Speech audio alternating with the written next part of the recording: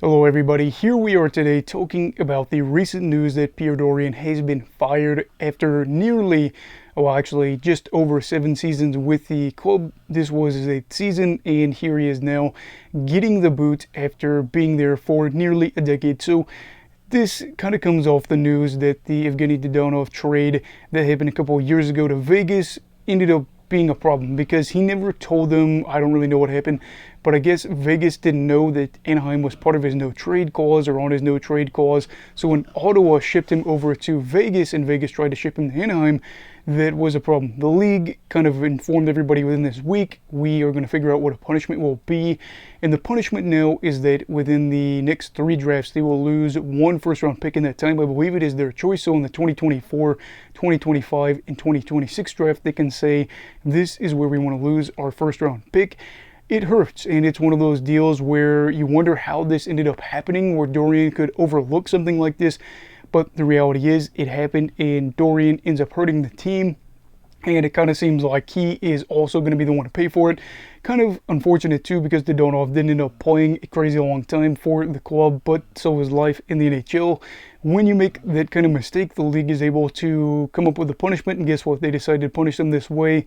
Not the end of the world, but for a guy like Dorion, who's been here for a while, it's just another thing that can't seem to go right for the club. Obviously, the whole Shane Pinto incident recently, I guess you could say that, while we don't know a whole lot about that, that can't really be tied on him.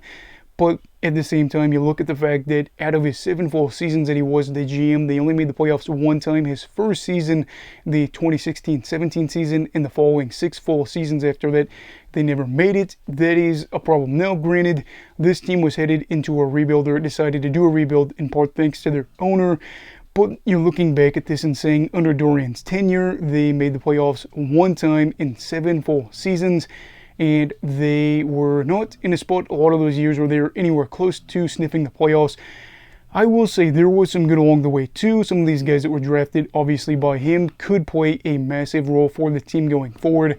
But I will also say that unless some things really change in the next few years, we're probably going to look back at Dorion's tenure and say that this was not a good run by Ottawa with him under the helm. But I do want to say that even if things go extremely well with another GM, that success could probably be tied to them because, again, cap management, some bad signings and free agency, etc. have kind of plagued Dorion over his tenure with the club. And it was one of those deals where if this year didn't go well, you kind of imagined maybe he wouldn't be able to make it out of the season anyway.